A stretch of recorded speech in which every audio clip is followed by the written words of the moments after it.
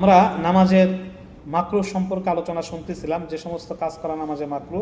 ইতিপূর্বে 3টা ভিডিও হয়েছে, ছোট ছোট ভিডিও, এটা 4 নম্বর ভিডিও। 16 নম্বর আমরা আলোচনা করেছিলাম যে প্রাণী ছবিযুক্ত কাপড় পরিধান করে নামাজ পড়া মাকরু।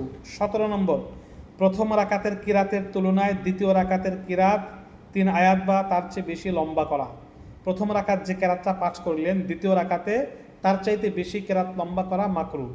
3 আয়াত পরিমাণ, ছোট্ট 1 আয়াত 2 আয়াত হলে সমস্যা নাই, 3 আয়াত বা তার চাইতে বেশি যদি বড় হয় তাহলে মাকরু হবে। 18 নম্বর, মুক্তাদির চেয়ে শুধু ইমামের স্থান উঁচু হওয়া।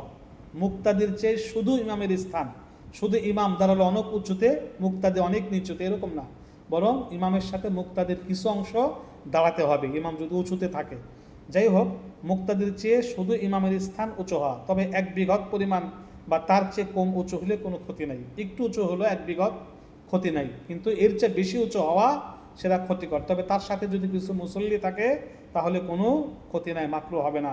19 নম্বর, এমনভাবে চাদর জড়িয়ে নামাজ পড়া যাতে হাত বের করতে অসুবিধা হয়। এমনভাবে চাদর জড়িয়ে শীতকালে নামাজ পড়া মাকরু। হাত, পুরুষের জন্য চাদরের ভিতর থেকে হাত বের করে তাকবীরে তাহরিমা বলতে হবে, আর মহিলারা চাদর সহ, ওড়না সহ কাঁধ পর্যন্ত হাত তুলবে। কত সুন্দর পার্থক্য রয়েছে। যাই হোক, চাদর জড়িয়ে হাত বের করা যায় না, এমনভাবে জড়িয়ে নামাজ পড়া মাকরু। 20 নম্বর, অঙ্গ প্রত্যঙ্গ মোচড়ানো।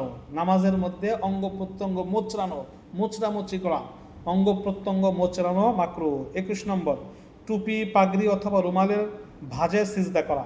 এগুলো পরিধান করার পর সিজদার জন্য পূর্ণ চেহারা খোলা রাখা জরুরি। টুপি, রুমাল এইভাবে ভাঁজে সিজদা করা। অনেকে আছে টুপিটা অনেক নিচে পড়ে, তাহলে টুপির উপরে সিজদা হয়, এগুলো এরকম করা যাবে না। পরবর্তী ভিডিও